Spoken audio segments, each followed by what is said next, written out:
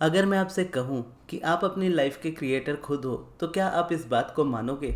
इसे मानना थोड़ा मुश्किल होगा, क्योंकि हम सभी यही मानते आए हैं हमारी लाइफ में हमेशा से कि सारा कंट्रोल हमेशा ऊपर वाले के हाथ में होता है, यानी भगवान के हाथ में होता है। और जब आप लॉ ऑफ अट्रैक्शन में आते हो और लॉ ऑफ अट्रैक्शन सीखना स्टार्ट करते हो और आपसे कहा जाता है कि you are the creator of your life, आप अपनी लाइफ के क्रिएटर खुद हो और आपकी लाइफ में आपके अलावा कोई दूसरा इंसान कभी कुछ क्रिएट नहीं कर सकता। इवन आप ही क्रिएट करते हो आपकी लाइफ में वो सारी चीज़ें जो आपकी लाइफ में आज हो रही हैं, चाहे वो फिर अच्छी हो चाहे वो फिर बुरी हो। और आप जो क्रिएट करते हो अपने थॉट्स और अपनी फीलिंग्स में, फिर एट द एंड वो चीज़ आपको यूनिवर्स या फिर भगवान आपकी लाइफ में उसे देते हैं। क्योंकि लॉ ऑफ अट्रैक्शन फॉलो करते समय कई बार हम कहते तो हैं कि हाँ, हम अपनी लाइफ के क्रिएटर हैं, लेकिन फिर उस बात को हम मानते नहीं हैं, उसको एक्सेप्ट नहीं कर पाते हैं। हमारी लाइफ में कुछ भी बुरा होता है तो फिर हम ब्लेम करते हैं भगवान को या फिर यूनिवर्स को या फिर अपने अराउंड लोगों को या फिर अपने आप को। अब इसको मैं आपको सिंपल शब्दों में समझाता हूँ। जैसे कि आप में से बहुत लोग कर्मा पे बिलीव करते हो। अब कर्मा क्या कहता है इस जगह पे? कर्मा ये कहता है कि आप अपनी लाइफ में जो भी क्रिएट कर रहे हो, यानी आपकी लाइफ में जो भी हो रहा है, अच्छा या बुरा, वो सभी आपके कर्मों का नतीजा है। फिर वो चाहे आपके कर्म इस जन्म के हो या पूर्व जन्म के हो। और उसी वजह से अगर आपकी लाइफ में आज कुछ अच्छा हो रहा है या कुछ बुरा हो रहा है, दोनों ही वे में आपने अपने कर्मा से उसे क्रिएट किया है। आपकी लाइफ में बिना आपके कर्म के कुछ नहीं आ सकता, यानी जब तक आप कुछ नहीं करोगे उसके रिटर्न में आपको वो चीज़ नहीं दी जाएगी, अच्छी में भी बुरी में भी। सेम अगर चीज़ आप वाइब्रेशन के हिसाब से देखो तो क्रिएशन में भी आपको यही कहा जाता है कि you are the creator of your life, आप अपनी लाइफ के क्रिएटर हो। जब तक आप क्रिएट नहीं करोगे तब तक आपकी लाइफ में कुछ भी क्रिएट नहीं होगा। और आप क्रिएट कैसे करते हो? आप क्रिएट एक्शन से नहीं करते हो, आप क्रिएट अपने थॉट से करते हो। थॉट्स आपके एक्शंस को आगे लेकर के जाते हैं। जिस तरीके के आप थॉट्स क्रिएट करते हो उसी तरीके के आपकी फीलिंग्स होती है, और जिस तरीके की आपकी फीलिंग्स होती है वैसा ही आपका एक्शन होता है। और उसी बेसिस पे आपकी फीलिंग्स और ज़्यादा एक्सपैंड होती जाती है। जब आप बहुत ज़्यादा नेगेटिविटी में होते हो, अपनी लाइफ में बहुत रेजिस्टेंस में होते हो, तो आप अपने जीवन में बहुत सारी गलतियां करने लगते हो, जिसका आपको पता होता है कि आप उस चीज़ में गलत हो, और उस जगह पर आप अपने आप में गिल्ट क्रिएट करना स्टार्ट कर देते हो। लेकिन जब आप रियलाइज़ कर लेते हो कि हाँ ठीक है, आपने वो मिस्टेक की, अब आप उस वाली चीज़ से आगे निकलना चाहते हो, तो जब आप ये डिसाइड कर लेते हो या इसको रियलाइज़ भी कर लेते हो, तो वहीं से आपका वाइब्रेशन चेंज होना स्टार्ट हो जाता है, या बोलो आपका कर्मा चेंज होना स्टार्ट हो जाता है। अब कर्मा का जस्ट मैंने एग्जांपल दिया है, आपको एक्चुअल में मैं वाइब्रेशन ही समझाना चाहता हूँ इस वीडियो में। क्योंकि अगर ये कहा जाए कि आप अपनी लाइफ में अपने कर्मों के फल जी रहे हो, तो कोई भी उतना इस चीज़ को बैकलैश नहीं करता, इस बात को एक्सेप्ट कर लेता है।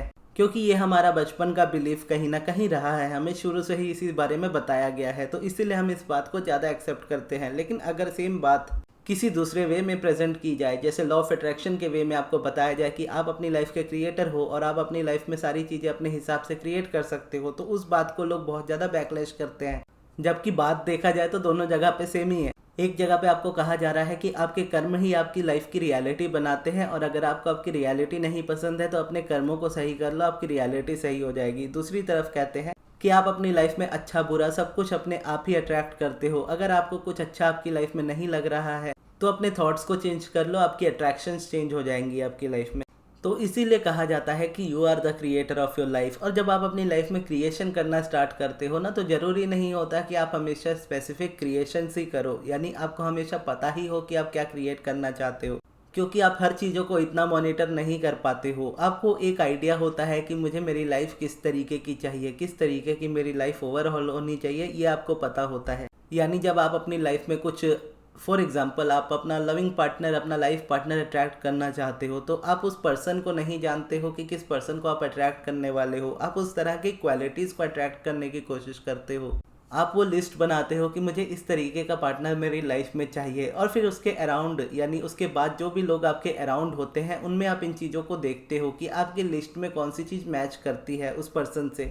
या फिर कई बार आपको नहीं भी पता होता किसी पर्सन की क्वालिटीज़, आप उस पर्सन की तरफ ज़्यादा अट्रैक्ट होते हो और वो पर्सन आपकी तरफ ज़्यादा अट्रैक्ट होता है जो आपकी उस वाली लिस्ट से मैच खाता है। और अगर उस वक्त आप वाइब्रेशनली रेडिएट कर रहे हो अपनी उस डिज़ायर से, यानी अपने आप में, अपनी लाइफ में आप परेशान नहीं हो कि कोई चीज़ आपको नहीं मिल रही, और अपनी लाइफ में आप खुशी खुशी जी रहे हो, इस बात को मानते हुए कि आने वाले टाइम में आपका वो पार्टनर आपकी लाइफ में होगा, तो बहुत इजीली वो पर्सन आपकी लाइफ में अट्रैक्ट होता है और उसमें वो क्वालिटीज़ होती है जो आपने चाही होती है। लेकिन जब आप बहुत नेगेटिविटी वाले पैटर्न में होते हो, यानी आस्किंग के बारे में जैसा अब्राहम कहती है कि ज़रूरी नहीं कि आप ये बोलो कि मुझे ये चीज़ चाहिए, मुझे ये ऐसा पर्सन चाहिए, मुझे वैसा पर्सन चाहिए। ये जस्ट हम मेथड्स या प्रोसेसेस या टेक्निक्स की तरह अपनी लाइफ में अपनाते हैं, जहाँ पर हम स्पेसिफिक होते हैं अपने डिज़ायर को लेकर के कि मुझे इस तरीके का पार्टनर या इस तरीके की चीज़ या इस तरीके की जॉब मेरी लाइफ में मुझे चाहिए। लेकिन आस्किंग एक्चुअल में नेचुरल होती है। आप जो देखते हो, जिस चीज़ को हाँ बोलते हो, वो चीज़ आप अपनी लाइफ में एक्सेप्ट करते हो, और जिस चीज़ को ना बोलते हो उसे भी आप अपनी लाइफ में अट्रैक्ट करते हो। यानी जिस जगह पे आपका फोकस जाता है, यूनिवर्स उसको आपकी आस्किंग में समझता है। तो जब आप इस तरीके से क्रिएशन करते हो, यानी जब आप अपने अराउंड देखते हो और अपने अराउंड आपको कभी भी ऐसा लगने लगता है कि आपके अराउंड कोई भी पर्सन एक दूसरे के साथ लॉयल नहीं है, या लड़के अच्छे नहीं होते, या लड़कियां अच्छी नहीं होती, या परफेक्ट पार्टनर जैसा कुछ नहीं होता, या सच्चा प्यार जैसा कुछ नहीं होता, तो इस तरीके का अगर माइंडसेट आपका बनता है और अपने अराउंड अगर आप उन्हीं रियलिटीज़ को ऑब्जर्व करते हो और उसी तरह की चीज़ें ज़्यादा देखते हो, ज़्यादा कंज्यूम करते हो, तो आपका वाइब्रेशन उसी जगह पे क्रिएशन को स्टार्ट कर देता है। तो उस तरह के लोग आपके अराउंड आने स्टार्ट हो जाते हैं, और फिर एट द एंड आप बोलते हो कि मैंने इस तरह के पर्सन को कैसे अपनी लाइफ में अट्रैक्ट कर लिया, क्योंकि मैं तो बहुत पॉजिटिव था या मैं तो बहुत पॉजिटिव थी। तो इस तरीके से आपकी क्रिएशन हो भी जाती है और आपको पता तक नहीं चलता। तो इसीलिए क्रिएशन में कहा जाता है कि बहुत ज़्यादा स्पेसिफिक होना ज़रूरी भी नहीं है, क्योंकि आपको नहीं पता आपकी लाइफ में क्या आएगा। जैसे एक एग्जांपल और लेते हैं कि अगर आप अपनी हेल्थ का ध्यान नहीं रखते, बिल्कुल नहीं रखते अपनी हेल्थ का ध्यान, तो आपको नहीं पता कि आप आने वाले टाइम में कौन सी डिजीज़ को अपनी बॉडी में अट्रैक्ट करने वाले हो सकता है कि वो आपकी फिजिकल पूरी बॉडी को लेकर के हो सकता है आपकी स्टमक को लेकर के हो, आपकी चेस्ट को लेकर के हो, किसी भी जगह पे प्रॉब्लम आ सकती है अगर आप अपनी हेल्थ का ध्यान नहीं रखते। तो अब उस जगह पर आप हेल्थ का ध्यान नहीं रख रहे, इसका सिंपल मतलब है आप डिजीज को अट्रैक्ट कर रहे हो। और कई बार आप ऐसी चीज़ों को भी अट्रैक्ट कर लेते हो जिसका आपने कभी नाम भी नहीं सुना होता है, जैसे हम सभी को 2020 याद है। तो इसी तरीके से जब आप अपनी वाइब्रेशन को, आपके पास क्या चॉइस होती है आपकी वाइब्रेशन को रखने की, आइदर अलाइनमेंट और रेजिस्टेंस, इन दोनों में से आप एक जगह पे अपनी वाइब्रेशन को रखते हो और आपकी लाइफ में दोनों एग्जिस्ट करती है। जैसे मस्कुलिन एनर्जी और फेमिनिन एनर्जी की बात करते हैं, फिर चाहे लड़का हो या लड़की हो, दोनों में ये दोनों एनर्जीज एग्जिस्ट करती है। ठीक उसी तरीके से दुनिया के हर एक इंसान में या हर एक लिविंग बीइंग में आप बोलोगे अलाइनमेंट और रेजिस्टेंस दोनों एग्जिस्ट करती है।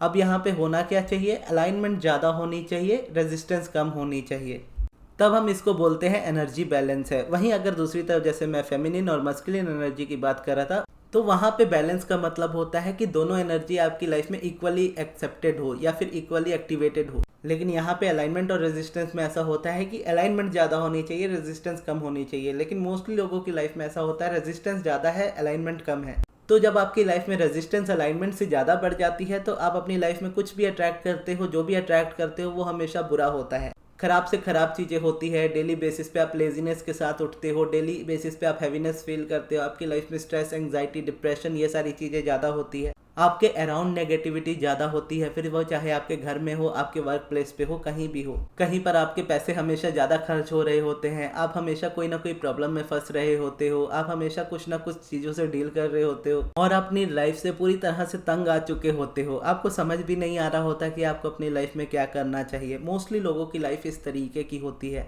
और इसकी वजह से यही साइकिल डेली बेसिस पे रिपीट होता रहता है। ठीक इसके ऑपोजिट, अगर आपकी लाइफ में अलाइनमेंट ज़्यादा है, रेजिस्टेंस कम है, तो आप जहाँ भी जाते हो आप एक पॉजिटिव एनर्जी रेडिएट करते हो। आपके अराउंड जो लोग होते हैं वो आपको हमेशा सपोर्ट करते हैं।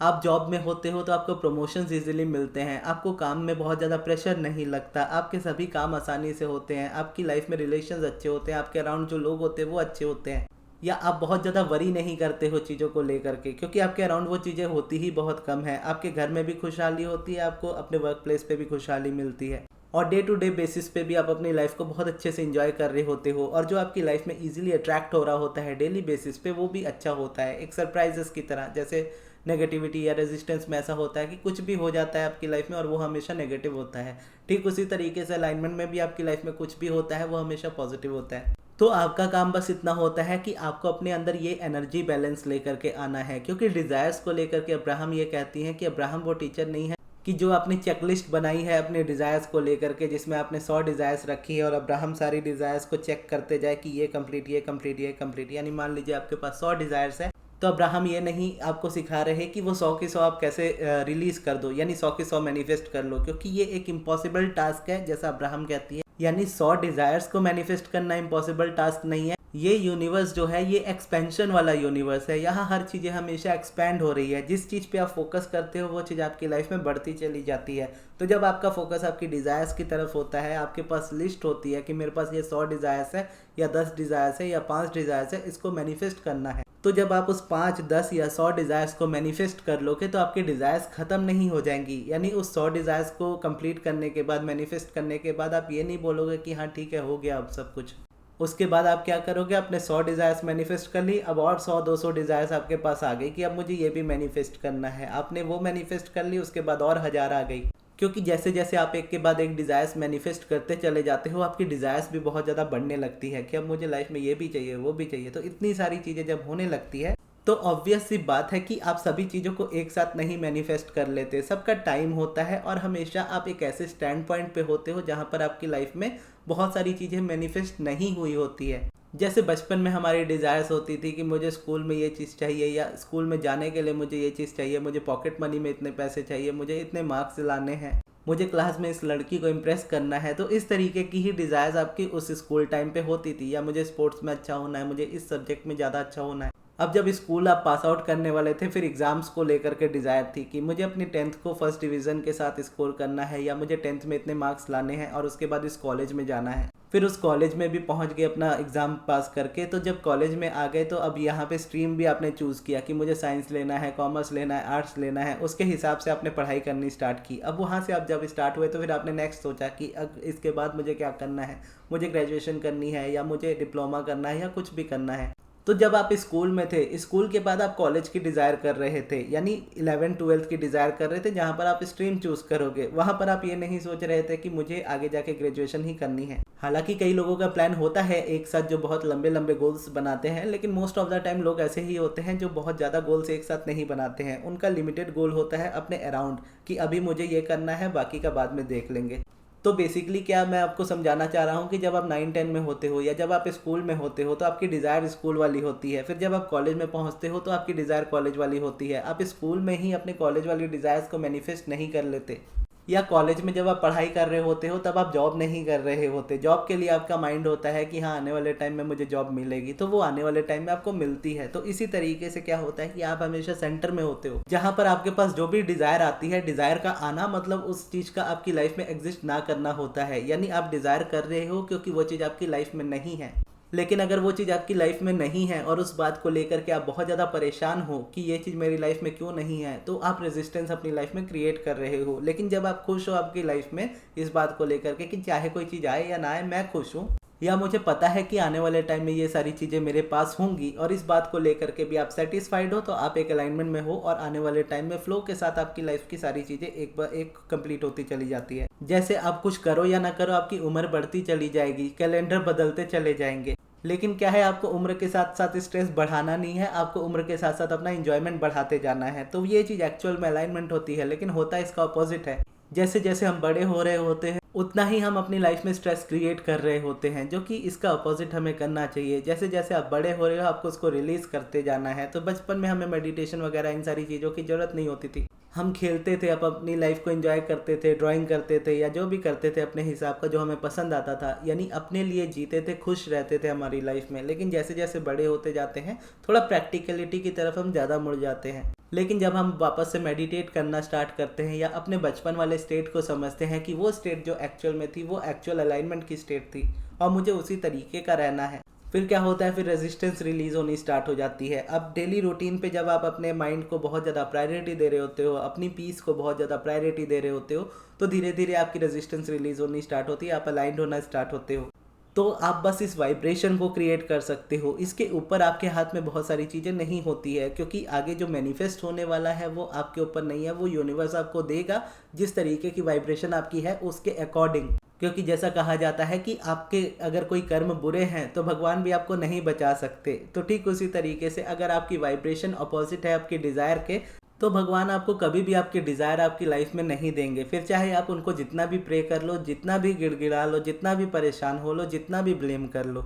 तो अब आपको क्या करना है, इस वीडियो को समराइज़ करते हुए मैं आपको बताता हूँ कि अगर आप कर्मा पे ज़्यादा बिलीव करते हो तो आपको अपने कर्मों को इम्प्रूव करना है, वही आपके लिए अलाइनमेंट होगी। और कर्म आप करते कैसे हो, जैसा आपको बताया, आप एक्शन से नहीं करते हो, आप अपने थॉट से करते हो कि पुरानी बातों को भूलकर अब एक न्यू जर्नी में अपनी लाइफ में आगे बढ़ रहे हो। पास्ट में जो आपको लगता है कि आपके साथ किसी ने गलत किया या आपने किसी के साथ गलत किया, उन सारी चीज़ों को भूल करके एक न्यू जर्नी की तरफ बढ़ते हो कि अब मैं जो भी करूँगा वो बेटर करूँगा या करूँगी, तो आप अलाइंड हो पाओगे। ठीक उसी तरीके से अगर आप वाइब्रेशन पे ज़्यादा बिलीव करते हो तो आपको वाइब्रेशन इंप्रूव करने पे रिजल्ट मिलेंगे, आपके लिए वो अलाइनमेंट होगी। और वाइब्रेशन आप कैसे चेंज करते हो, एक्शन से नहीं करते हो, अपने थॉट से चेंज करते हो। आपके जैसे थॉट्स होंगे, एक्शन भी वैसे ही होंगे।